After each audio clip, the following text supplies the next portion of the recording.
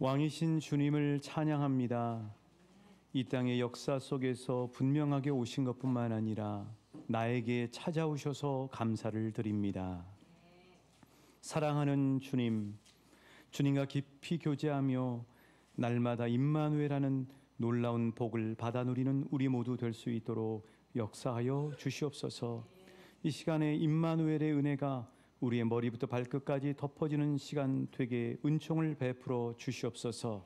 우리의 말씀 속에 말씀의 반석이 세워지게 하여 주옵시고, 복 있는 사람은 악인들의 길을 따르지 아니하며 죄인들의 길에 서지 아니하며 오만한 자들의 자리에 앉지 아니하고 오직 여호와의 율법을 즐거워하여 그의 율법을 주야로 묵상하는 자로다 말씀하셨사오니, 그 복을 받아 누리는 우리 모두 되게 역사하여 주옵소서. 말씀이신 예수님 이름으로 기도하옵나이다. 아멘. 한 분 한 분 우리 예수님의 이름으로 사랑하고 축복합니다. 여러분, 아기 예수님이 태어나시고 또 애굽으로 피신하시고 다시 이스라엘 땅으로 돌아오시기까지 그 예수님의 아버지가 됐던 요셉의 심정은 어땠을까요?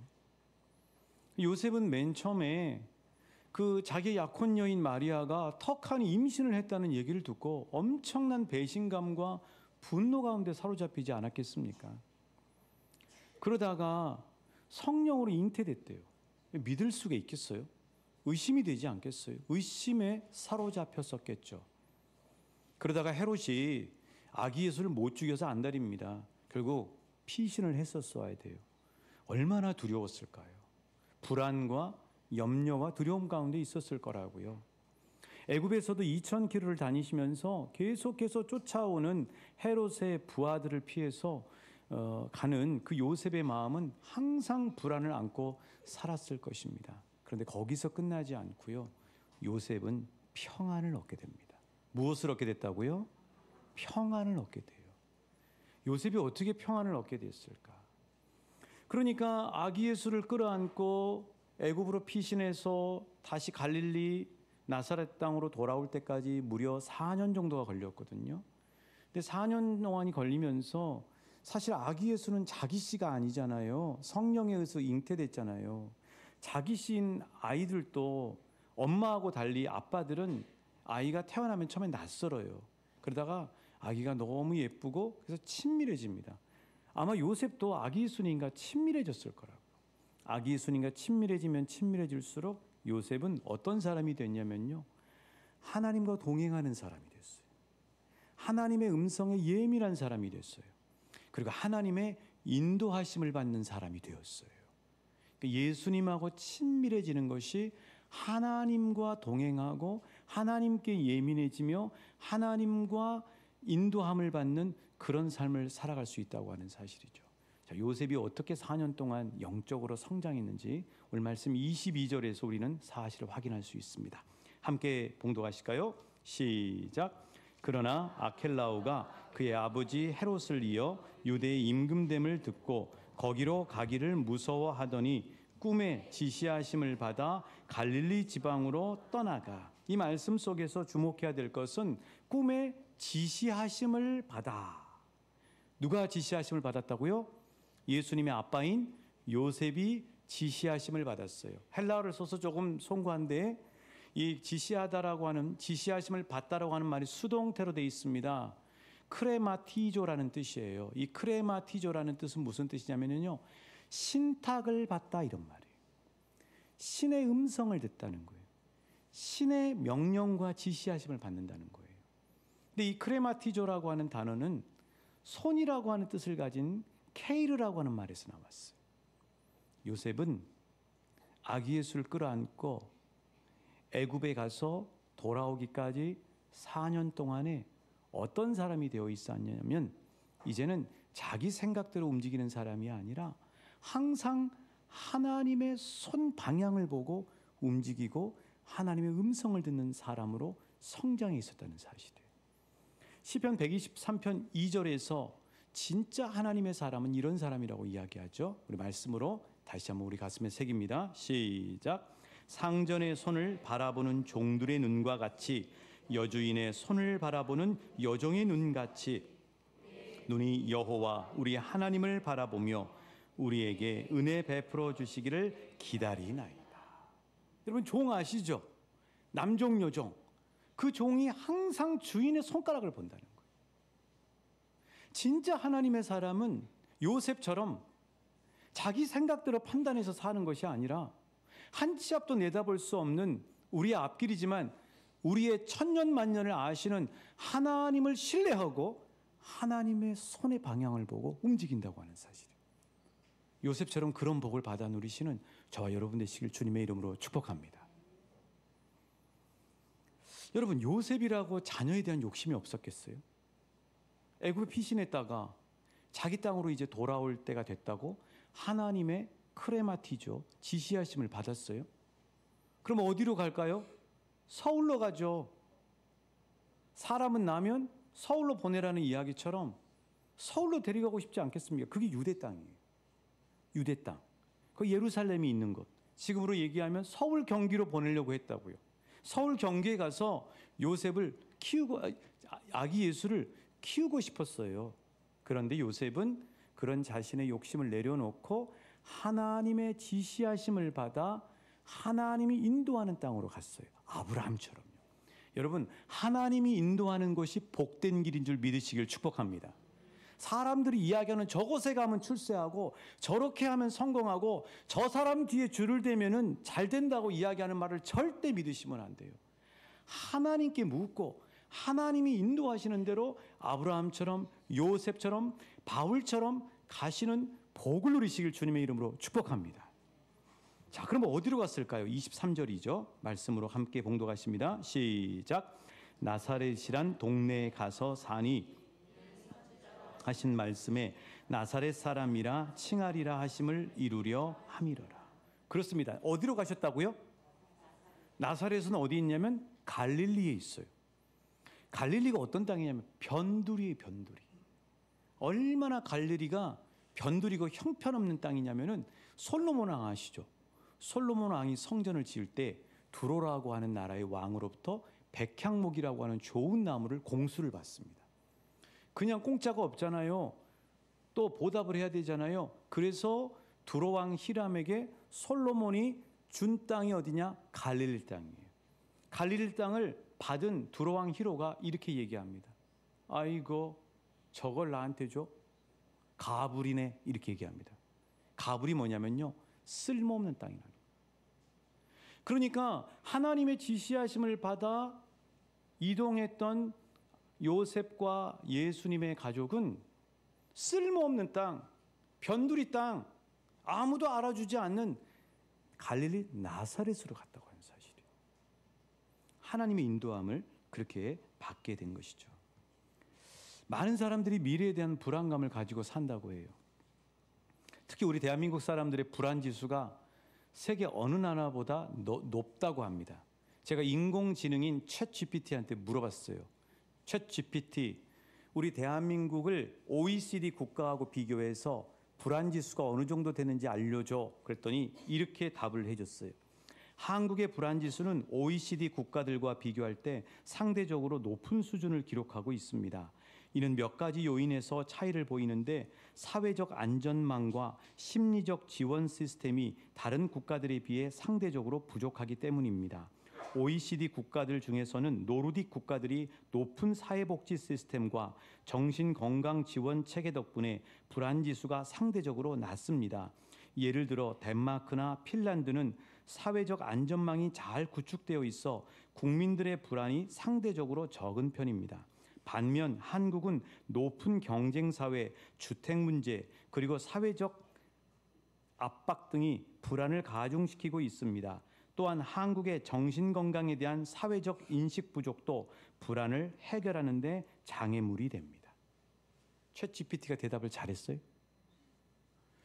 여러분, 불안하면 기쁨이 없습니다. 불안하면 마음이 삭막해져요. 불안하면 상대를 대할 여유가 없습니다. 그리고 불안하면 영혼육이 건강할 수가 없어요. 그래서 평안해야 돼요. 하나님 안에 있는 사람들은 평안해야 돼요. 그러면 하나님의 마음은 어떤가? 하나님의 나를 향한 마음은 어떤가? 우리 예레미야서 29장 11절 말씀이죠. 나를 향한 하나님의 마음, 시작. 여호와의 말씀이니라. 너희를 향한 나의 생각을 내가 아나니 평안이요 재앙이 아니니라. 너희에게 미래와 희망을 주는 것이니라. 좌우 옆 사람에게 축복합니다. 당신을 향한 하나님의 마음은 불안이 아니라 평안이고 막막함이 아니라 미래와 소망입니다. 자, 요한복음 14장 27절 말씀이죠. 시작. 평안을 너희에게 끼치노니 곧 나의 평안을 너희에게 주노라. 내가 너희에게 주는 것은 세상이 주는 것과 같지 아니하니라. 너희는 마음에 근심하지도 말고 두려워하지도 말라. 자, 좌우 옆 사람에게 다시 한번 축복합니다. 하나님은 당신에게 평안을 마르지 않도록 부어주시고 계십니다. 할렐루야. 하나님은 우리에게 평안한 마음을 주세요. 두려워하는 마음은 마귀가 주는 마음이에요. 하나님이 주신 마음은 두려워하는 마음이 아니고 오직 능력과 사랑과 절제하는 마음이다. 디모데후서 1장 7절 말씀이죠. 우리를 향한 하나님의 마음은 평안입니다. 우리를 향한 하나님의 마음은 희망이에요. 우리를 향한 하나님의 마음은 평강입니다. 우리를 향한 하나님의 마음은 화평이에요. 우리를 향한 하나님의 마음은 기쁨입니다. 그러므로 날마다 평안하시길 축복합니다. 날마다 기뻐하시길 축복합니다. 날마다 소망 가운데 거하시길 축복합니다. 어제 여러분 그 짧은 시간 최복희 대표님 보셨어요? 진짜 겸손하더라고요. 그분이 뭐가 하셔서 여기까지 옵니까? 기차가 47분이 연착이 됐어요. 그런데 딱 만났는데 당신은 여기 오는 게 개 타는 거래요. 어제도 얘기하셨죠, 여러분. 진짜 겸손해요. 이 사람 진짜구나.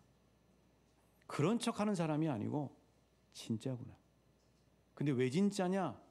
고난이 있었기 때문에 진짜가 되는 거예요.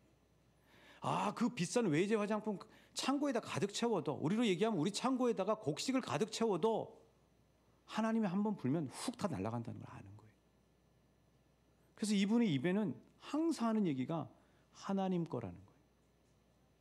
하나님 심부름 왔다는 거예요. 그리고 복음 전하는 게 기쁘다. 우리 교회 오기 전에요, 사우디 갔다 오셨대요. 사우디에 가서 복음 전하고 오셨어요. 그렇게 살아요. 정말 멋지더라고요. 사례비를 드렸어요. 목사님, 저희가 안 받아도 돼요. 전 여기 와서 복음 전하는 게 기뻐요. 성도님들이 참 좋네요. 흡수율이 좋네요. 하나님 나라가 기대가 됩니다. 헌금해 주세요. 이러고 가셨어요. 저는 차로 왔다 갔다 하면서 이분과 같은 그 공간에서 아, 진짜 예수 제대로 멋있게 믿는 분이구나. 우리 성도님들도 그분처럼 예수 제대로 믿고 예수님의 참복을 받아 누리시길 우리 주님의 이름으로 축복합니다. 여러분, 그분의 핵심이 뭐예요?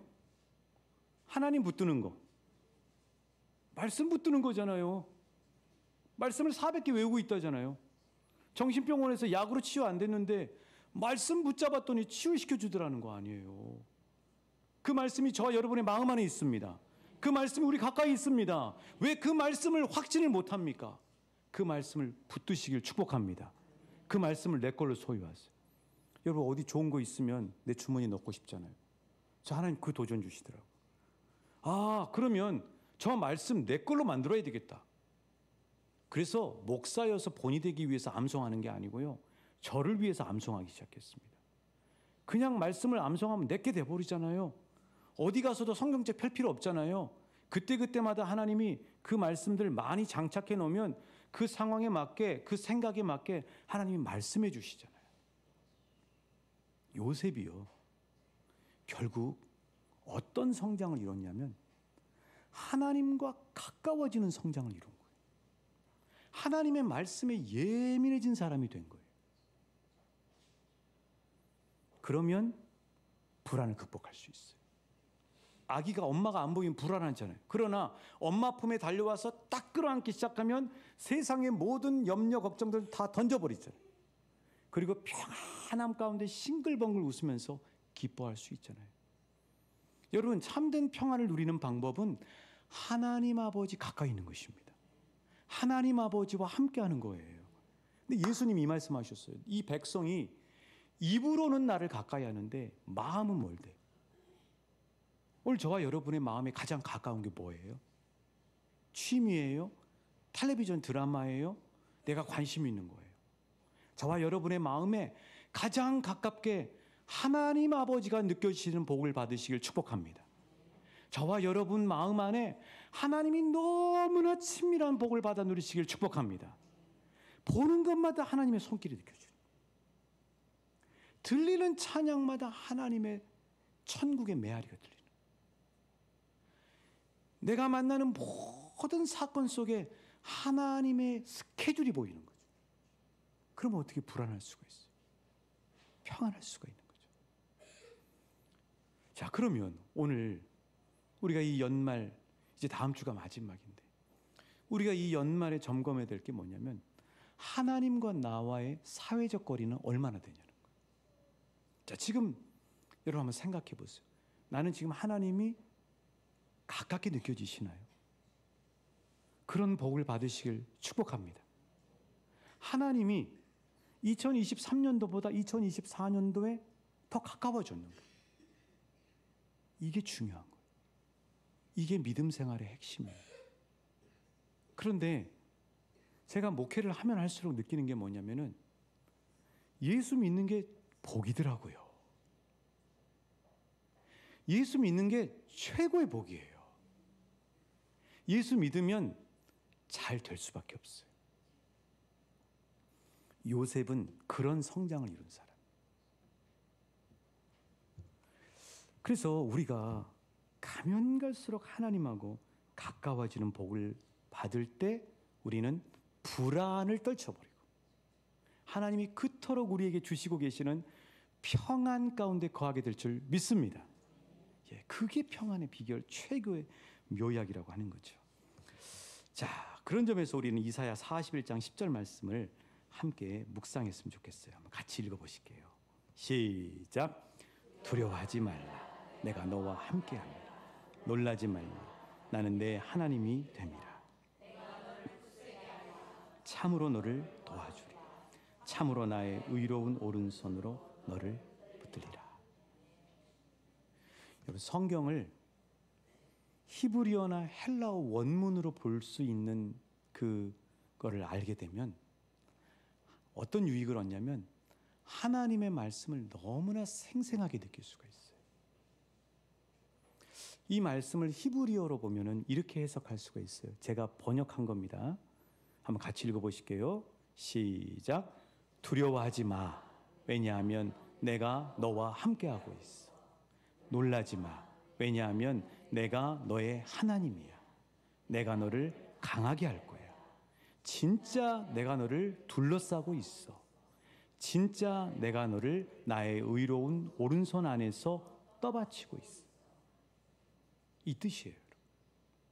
근데 이 이사야 41장 10절 말씀에서 너무나 깜짝 놀란 게 뭐냐면 히브리어는 동사 그 단어 안에가 주어도 있고 상대에 대한 말도 다 있어요. 다 들어가 있어요. 그런데 굳이 이 말씀에 보면 두려워하지 마. 내가 라고 하는 인칭 대명사가 계속 나와요. 그건 뭐냐면 자꾸 하나님이 함께 하셔서 붙들고 계시고 그분의 강한 손과 펴신 팔로 떠받치고 있는데도 불구하고 그걸 못 믿는 거예요.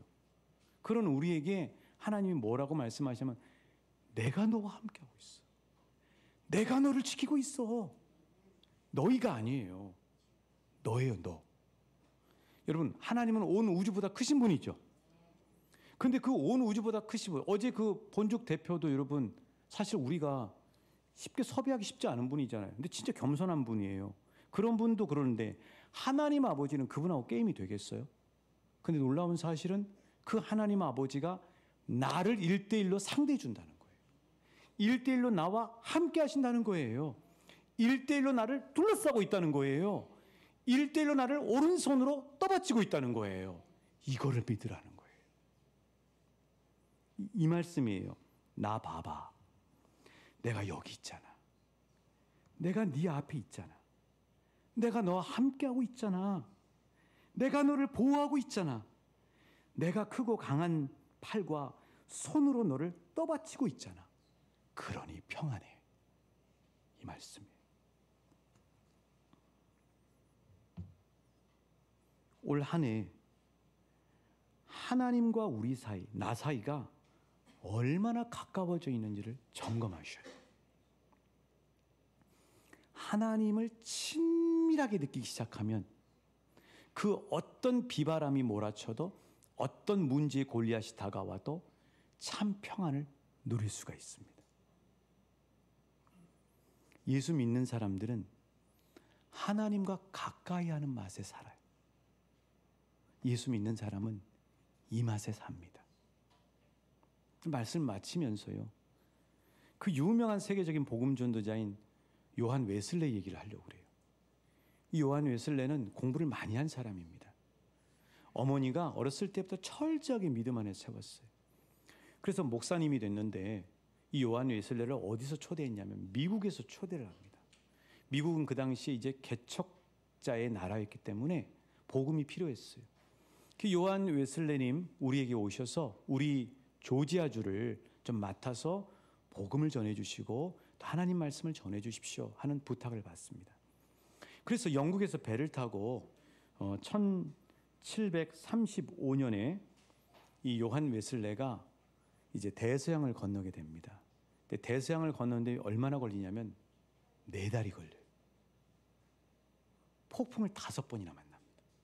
그런데 겨우겨우 그 폭풍들을 뚫고 그 웨슬레가 탄 배가 가는데 그 한 번의 폭풍은 너무나 두려웠던 거예요. 요한 웨슬레가 물에 빠져 죽을까 두려워서 그뿐만 아니라 그 배에 타고 있던 모든 사람들이 비명을 지릅니다. 배가 휘청휘청하니까요, 여러분. 근데 그 배 위에서 저 무리의 한 사람들이 있는데 그 사람들은 얼굴이 너무나 평온하면서 타이타닉 그 영화 보셨죠? 찬양을 부르고 있는 거예요. 웨슬레는 죽을까 두려워서 죽을 것 같은데 그들의 모습이 너무나 도전이 되는 거예요. 그 사람들한테 가서 묻습니다. 당신들은 두렵지 않습니까? 우리는 안 무섭습니다. 그럼 여자분들과 아이들은 두렵지 않나요? 아닙니다. 우리는 죽음이 두렵지 않습니다. 모라비안 교도들이었던 거예요.